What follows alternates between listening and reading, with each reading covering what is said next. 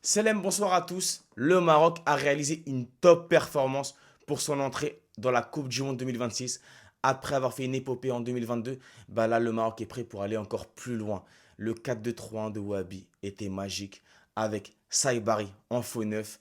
En faux neuf, il a réussi à mettre un super but, un magnifique but en Coupe du Monde. Et ça, honnêtement, le début de match, le premier quart d'heure, les premières même 25 minutes de ce match, on a mangé le Brésil, on a détruit le Brésil. Le cooling break a un peu cassé le rythme, faut pas se mentir. Mais ce que le Maroc a réalisé, le Wahabi Ball, ce qu'il a réalisé lors de ces 25 premières minutes, c'était magique. Ayoub Bouadji, il a fait une performance incroyable, le meilleur joueur du match. Alors oui, selon la FIFA, c'est Vinicius. Selon la FIFA. Mais selon moi, ce n'est pas vrai. Même si Vini a fait un gros match, il a mis un banger, un but magnifique, mérité. Il a fait du mal à la défense marocaine. Alors, même si le Maroc a bien géré, et je trouve que Achraf Hakimi a bien géré son côté droit, mais Vinicius, quand il était en contre-attaque, c'était dangereux systématiquement pour le Maroc. On avait peur, d'ailleurs, toutes les occasions ont été réalisées du côté de Vini, parce que du côté de Rafinha, et pourtant, moi, je préfère Rafinha, le joueur du Barça, mais il était transparent. Il est encore dans la poche à Mazraoui. El Hajj, sors-le de la poche. Arrête, c'est pas possible. Mazraoui a cadenassé Rafinha, il n'a rien réussi à faire. Toutes les fois où Rafinha avait le ballon, Mazraoui le bloquait. Mazraoui n'a jamais été passé une seule fois, ne serait-ce qu'une seule fois, par Rafinha. Et pourtant, pour moi, c'était l'élément le plus dangereux de la Seleção. Mais au final, on a vu un Noussair Mazraoui impressionnant, bouillant, le Hajj, quand il gère son côté. Et pourtant, comme on le sait tous, ce n'est pas un latéral gauche de métier. Il est droitier. Initialement, il est censé jouer qu'à droite. Mais à droite, vous avez le meilleur latéral de l'histoire du football, Achraf Hakimi. C'est pas possible de jouer à droite pour Mazraoui, alors qu'il pourrait jouer à droite dans quasiment n'importe quelle sélection africaine, dans toute sélection africaine, quoi qu'il en soit, même toute sélection africaine, mais même dans quasiment n'importe quelle sélection au monde, et pas que d'Afrique. Il a fait un match impressionnant. Entre lui et Bouadji, ça se joue à peu, mais je me dis que Ayoub Bouadji, qui jouait uniquement son troisième match avec la sélection.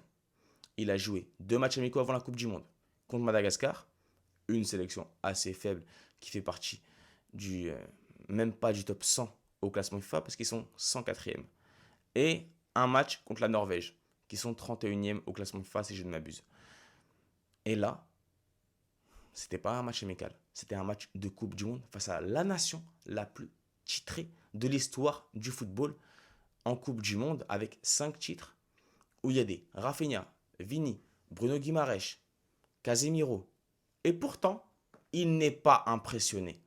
Il n'est pas impressionné, il joue détendu et il n'a que 18 ans. À que 18 ans, moi je pense qu'on a affaire à un joueur qui aura le même type de carrière qu'un Achraf Hakimi. Lui, il va aller que dans des gros clubs. Déjà, il s'est fait connaître grâce à ce match avec son club de Lille face au Real Madrid, qui était le jour de son 17e anniversaire, où il avait été ultra bouillant face à Luka Modric. Mais là, lors de ce match, face au Brésil, c'était le maillon fort. Si je parle vraiment de top et de flop côté Maroc, en top, bien sûr, Bouadji. Ensuite, je rajouterai El Hajj, naturellement. Mais le troisième, Bilal El Khennous. El Khennous a été vraiment ultra bouillant. On l'a placé en tant qu'ailier gauche alors que El Khennous n'est pas censé être un réel ailier gauche. C'est un milieu de terrain offensif. Mais en ailier gauche, il nous a fait oublier Abdesamad et Zazouli. Et pourtant, on parle d'un des meilleurs ailiers de Liga. Le deuxième meilleur ailier gauche de la saison de Liga. Il n'y a que Vini qui a fait mieux Cap D. Et pourtant, El Khanous a géré son côté. Il a géré, il a été performant. Et quand je vois son abnégation, son physique, côté qualité de passe, frappe, il a tout tenté. Il a été vraiment magique. Donc, un El Khanous, alors qu'il était peut-être un peu moins en avant qu'un Bouadji ou qu'un Mazraoui, mais il a été quand même impressionnant. Côté flop, malheureusement, il y en a. Et là, pour moi, le flop numéro un de ce match, c'est Issa Diop. Issa Diop, toutes les erreurs en fait défensives sont liées à lui. Erreur de placement. Peut-être que le match, il s'est mis une pression. Il joue pour la première fois un match de Coupe du Monde face au Brésil. Ça peut jouer des tours. Ça ne veut pas dire qu'il sera mauvais et nul pendant toute la Coupe du Monde. Pas du tout. Il faut encore lui donner toute la confiance requise. Peut-être que face à l'Écosse et face à Haïti, et même, Inch'Allah, en cas de qualification, et Inch'Allah, on va se qualifier en 16e de finale, il sera impressionnant. Mais là, en l'occurrence, ce match, il a été décevant. La passe en retrait vers Bounou qui aurait pu coûter un but.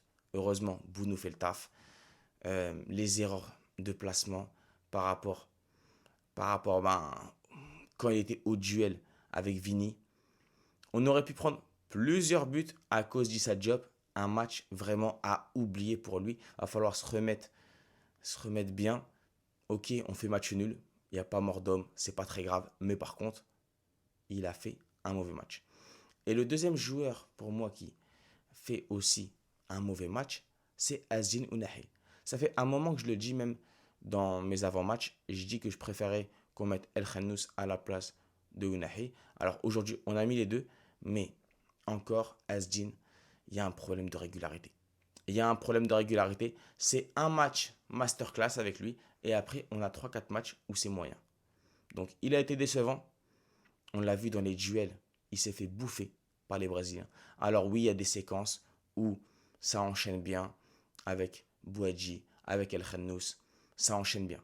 C'est vrai. Mais pas assez. Pas assez pour un match de Coupe du Monde. Pas assez pour une nation qui est 7e au classement FIFA. Pas assez pour une sélection qui est championne d'Afrique en titre. Et pas assez pour une sélection qui est demi-finaliste de la dernière Coupe du Monde, qui ambitionne de gagner la Coupe du Monde 2026. Ce n'est pas suffisant pour Azzin Ounahi. Pour moi, c'est une déception sur ce match. Alors, j'espère que face à l'Écosse, on verra un autre visage. Mais pour l'instant, je suis extrêmement déçu de ce match. Pour moi, c'est pas digne d'une nation autant ambitieuse que le Maroc.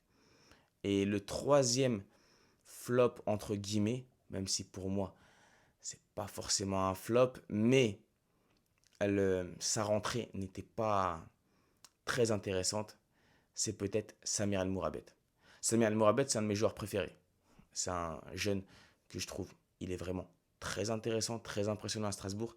Mais quand il est rentré, on a senti que la pression de disputer pour la première fois un match de Coupe du Monde, un match officiel avec la sélection A, c'était pas simple, surtout quand tu joues face à, je le répète encore, le Brésil, la nation la plus titrée en Coupe du Monde. Donc, il y a eu peut-être de la crainte de sa part, de la peur de sa part. On a vu des mauvais choix, des mauvaises passes. Quand il a tenté de tirer un corner, c'était extrêmement mal tiré. Donc, peut-être de la pression inutile, mais bon, c'est un jeune.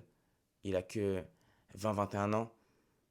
Il a encore le temps de montrer un autre visage. Il rentre dans un match à forte pression, dans ce choc de la phase de groupe, qui est peut-être le plus gros choc de la phase de groupe de la Coupe du Monde, avec Portugal-Colombie et aussi Angleterre-Croatie. Je vois aucun autre match d'un calibre équivalent à Maroc-Argentine, Maroc-Brésil plutôt. Maroc-Argentine, peut-être la finale, on ne sait pas. Hein. Peut-être qu'on affrontera l'Argentine en phase d'élimination directe.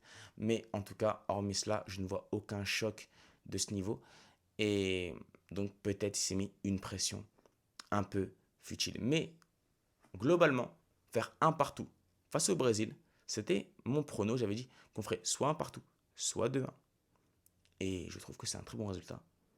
Faire un partout contre le Brésil, qui fait partie des nations favorites de la Coupe du Monde, des nations qui sont très sérieuses et avec des individualités énormes, comme Vini, comme Rafinha. Et encore, aujourd'hui, il y avait Neymar qui n'était pas disponible. Et heureusement, quand je vois que parfois, on avait un peu du mal défensivement sur certaines séquences menées par Vini, je me dis que Neymar ne soit pas au top et que Rafinha aussi, ben, quand il joue, il fait un mauvais match.